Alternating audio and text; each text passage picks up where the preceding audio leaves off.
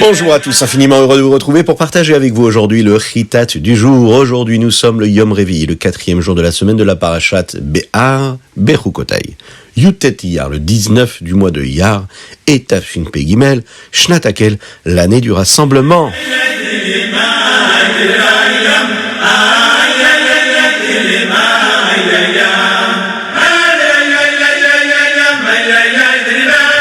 Et nous allons commencer tout de suite avec notre Chumash du jour. Aujourd'hui, dans le Chumash, nous allons apprendre les lois qui concernent une personne qui, étant tellement pauvre, a dû se rendre elle-même esclave. Et la Torah nous dit qu'il faut se comporter avec beaucoup de délicatesse, avec beaucoup de respect. Une personne faisant partie du peuple juif qui a dû se mettre dans cette situation-là mérite tout le respect.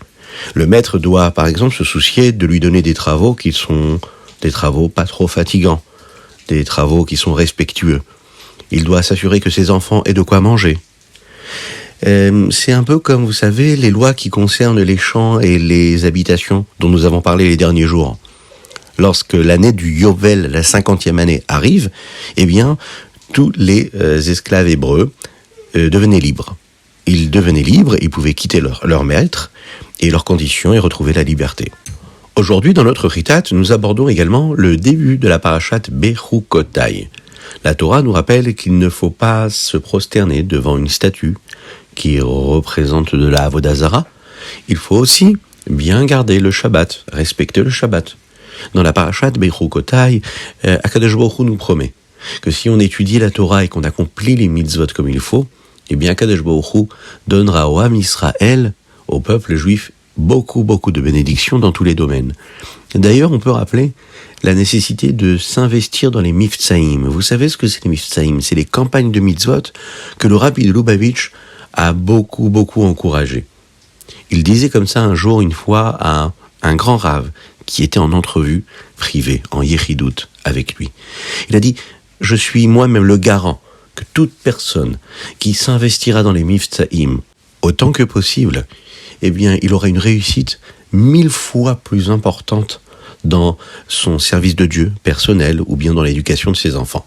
C'est-à-dire que s'il intensifie son investissement, il sanctifie du temps pour faire les miftaïm convenablement. Miftaïm, c'est aller aider un autre juif à faire une mitzvah. L'encourager à mettre une mezouza chez lui à la maison, à mettre les téphilines, à respecter le Shabbat, à respecter la pureté familiale. Eh bien, ce qu'il fait pour lui ensuite, pour ses enfants ensuite, eh bien, en 1 heure, il pourra réussir à avoir un résultat 1000 fois plus important. Vous imaginez? C'est-à-dire que une personne qui aurait mis 1000 heures pour faire quelque chose, eh bien, elle le fera en 1 seule heure. C'est-à-dire que parfois, on s'assoit pour étudier et on n'arrive pas à comprendre tout de suite. Et parfois, Akadosh Baruch Hu est avec nous et on comprend tout de suite ce qu'on étudie. Ou bien, on va demander à notre enfant de faire quelque chose et de respecter quelque chose, et puis on voit qu'il respecte tout de suite. Eh bien, cela, le rabbi nous dit, c'est une promesse. Il est garant de cela, que la réussite arrivera beaucoup plus facilement, et jusqu'à 1000 fois plus, vous imaginez? Tout ça parce qu'on fait miftaïm et qu'on s'occupe d'un autre juif convenablement. C'est une très belle promesse. Et c'est ce que le Chumash nous dit aujourd'hui. Quand un homme étudie la Torah, il accomplit les mitzvot comme il faut, eh bien, Akadosh Baruch Hu donne des bénédictions à tout le Ham Israël.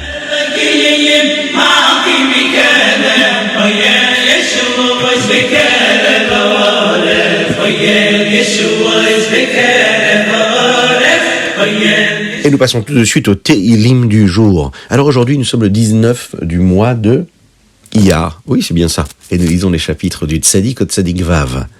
Alors, nous allons faire ici un petit résumé d'un sujet qu'on va développer ensemble, mais on se rappelle qu'il est important de lire tous les Tehilim de chaque jour. Bien aujourd'hui, du chapitre 90 au chapitre 96, inclus. Dans le premier chapitre des Tehilim d'aujourd'hui, David HaMelech écrit des versets qui le concernent à lui. Mais curieusement, David HaMelech a appelé ce Tehilim-là, Tefila les Moshe, une prière pour Moshe. Pourquoi Moshe? Eh bien parce que ce chapitre-là a été écrit par Moshe Rabbeinu lui-même. Et lorsque David HaMelech a trouvé ce chapitre, il a décidé de l'associer à son livre de Tehilim, est de nommer le début du verset du chapitre Tefila les Moshe. Un des versets de ce chapitre dit comme ça: Tachev enosh ad daka, vatomer shuvu bene adam. Akadosh Baruch Hu fait en sorte que les hommes se sentent petits, tellement petits qu'ils aient envie de faire teshuva. Eh bien, lorsqu'on inverse les mots tachev, le premier mot de ce verset, nous avons la lettre tav, la lettre shin et la lettre vet. Eh bien, on peut arriver à, en fait, un autre mot que vous connaissez très très bien, le mot Shabbat, shin, bet, tav. Il est dit ici qu'en fait, le jour du Shabbat, c'est l'occasion particulière qui est donnée à chaque juif pour faire teshuva, pour se rapprocher d'Hachem. Pourquoi ? Eh bien parce que le jour de Shabbat, c'est un jour où on se coupe de la semaine, du travail, de tout ce qui est profane. Et le jour de Shabbat, on s'élève vers Akadosh Baruch Hu, vers Dieu. Eh bien, le jour de Shabbat, c'est un signe de teshuva. La teshuva, c'est revenir vers Dieu. Toujours se demander ce que l'on peut faire pour s'attacher encore un petit peu plus d'Akadosh Baruch Hu.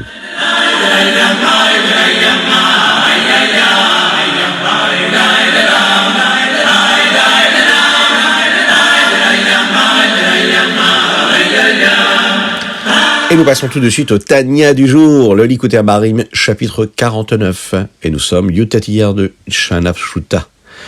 Tout ce que nous avons étudié jusqu'à maintenant nous a permis de comprendre et de trouver des solutions à la question que nous avions sur la tefila. C'est-à-dire, il y a une halakha qui nous dit qu'il faut dire 2 bénédictions avant le Kriyat Shema, avant la lecture du Shema.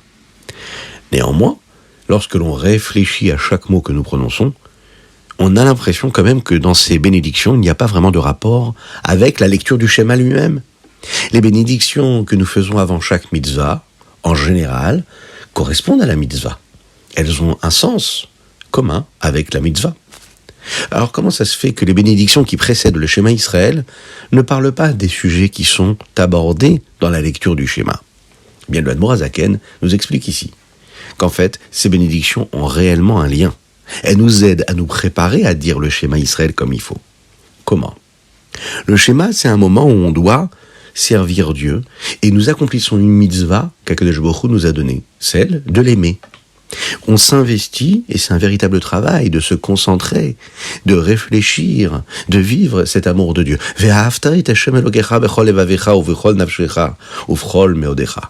C'est-à-dire qu'il n'y a rien au monde qui pourrait nous empêcher d'aimer Dieu. Et donc, dans les bénédictions qui précèdent le schéma, nous avons ce sujet-là qui est développé. La première bénédiction, si vous voulez, on va la développer ensemble. Birkat Yotzer Or. Oui, Yotzer Or ou Vorechosher, vous voyez ? Eh bien, elle nous parle de quoi ? De la grandeur d'Akadosh Baruch Hu, de sa puissance. Elle nous parle de tous ces anges, eux, qui se sentent vraiment proches de Dieu au point de ne plus se sentir exister. On nous parle de ces anges, comment est-ce qu'ils craignent Dieu ? Comment est-ce qu'ils disent Kadosh, Kadosh, Kadosh ? Alors cette force qu'Akadosh Baruch Hu a, qui est bien sûr cachée, voilée. D'ailleurs, quand on dit Kadosh, Kadosh cela veut dire saint. Ce qui est saint est séparé. Les malachim, les anges sont en train de dire tu es ce Dieu qui est tout en haut, qui est a priori séparé de nous. Mais on a la possibilité de le trouver chez les Béné Israël, dans le peuple juif, lorsqu'ils accomplissent la Torah et les mitzvot. Dans la deuxième bénédiction qui s'appelle Ahavat Olam, on parle de combien Hachem, lui, nous aime. Il nous aime encore plus que les anges. Akadosh Baruch Hu a créé le monde pour nous, pour le Ham Israël, pour le peuple juif. Et Akadosh Baruch Hu nous aime Ahavat Olam avec un amour qui est éternel. C'est un amour qui ne s'arrête jamais d'être là. Le mot Olam a aussi un sens. C'est le sens du monde dans lequel nous vivons. C'est cet endroit qu'Akadosh Baruch Hu a choisi à travers tous ces tzimtzumim dont nous avons parlé les derniers jours, c'est-à-dire ces filtres-là qu'il a utilisés pour se voiler afin de pouvoir exister ici-bas à travers ce que nous sommes capables, nous, de constater à travers sa présence. Ces tzimtzumim qui permettent à la lumière de nous éclairer. Et quand on étudie la Torah, eh bien on peut trouver cette présence d'Hachem. Quand on accomplit une mitzvah, on retrouve la présence d'Hachem. Parmi le monde entier, Akadosh Baruch Hu a choisi les Béné Israël, le peuple juif.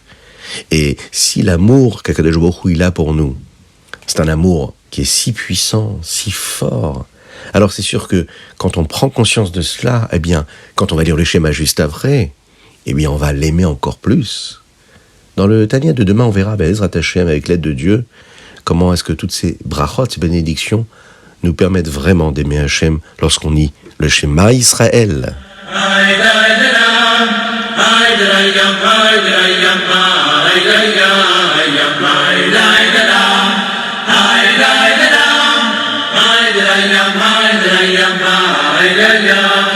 Et nous passons tout de suite au Hayom Yom, aujourd'hui Yud Tet Iyar. Aujourd'hui nous sommes le 34e jour du Homer. Le Hayom Yom aujourd'hui se consacre à l'étude de la Chassidoute. Il nous dit que quand on étudie la Chassidoute, on est en train d'étudier un sujet très particulier, c'est le sujet de Dieu. Lorsqu'on étudie ce que Dieu est, eh bien ça nous permet nous de nous sentir tout petits, et lorsqu'on prend conscience de notre petitesse par rapport à toutes ces choses que Dieu a pu créer, mais en même temps à l'importance que Dieu nous a donnée de pouvoir faire tout ce que nous avons à faire. On étudie par exemple dans la Chassidoute combien on peut devenir grand, justement, tout en étant petit. Puisque quand on étudie Dieu, que lui nous a donné cette Torah, et que Akadosh Baruch Hu, lui, il veut que chacun d'entre nous nous rapprochions de lui, eh bien on a la possibilité de se rapprocher de lui de manière beaucoup plus intense. C'est précisément ce que nous avons étudié dans le Tanya. Les anges voient combien Akadosh Baruch Hu il est saint, mais personne ne peut se tenir à côté de lui. Et ils voient aussi ces anges, comment Dieu il a décidé de descendre au niveau de l'homme, au point de lui permettre de se rapprocher de lui, de voir combien Akadosh Baruch Hu aime les hommes. Alors, ça nous donne aussi de la force pour accomplir la Torah et les mitzvot. C'est un Hayom Yom aujourd'hui qui est en lien direct avec notre Tanya du jour.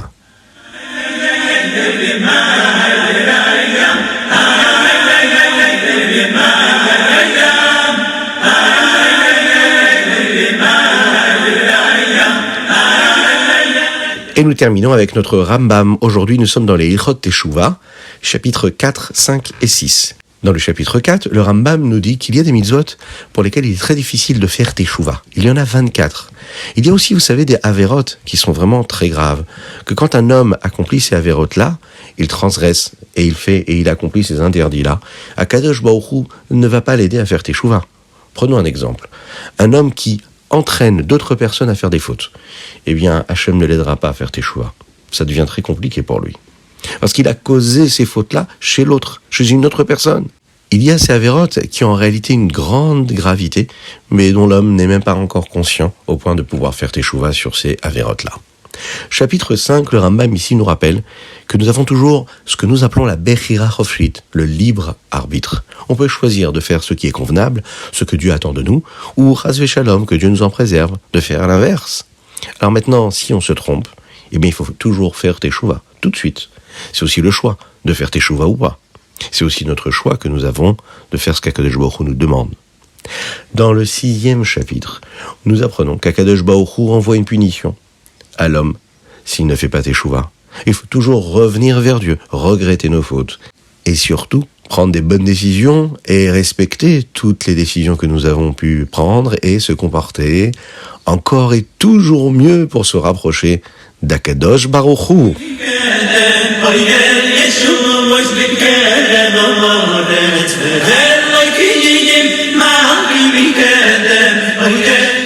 Et voilà, c'était le Chitat du jour. N'oubliez pas de le partager avec vos amis, de le faire écouter à vos familles, à vos enfants, à vos parents, à vos grands-parents. Et oui, cela concerne tout le monde, le Chitat. Une spéciale dédicace aujourd'hui pour notre petit garçon qui s'appelle Netanel Chaviv et qui habite Kfar Saba en Eretz Israël. Un très grand bonjour et une très grande dédicace pour lui. Qu'Hachem lui envoie de la bénédiction pour lui, pour ses parents, pour ses frères et sœurs, et que l'on le retrouve très vite avec Mashiach en Eretz Israël. Également, nous pensons à Avraham Nissim Ben Sultanan, demanda à Kadosh Baruch Hu de lui envoyer une refoua shelema, une guérison totale et complète. Et bien sûr, je vous rappelle que vous pouvez envoyer vos dédicaces à ce même numéro 06 61 76 87 70, et vous pouvez le faire également sur internet chitat.fr. Que Dieu vous bénisse et à très bientôt.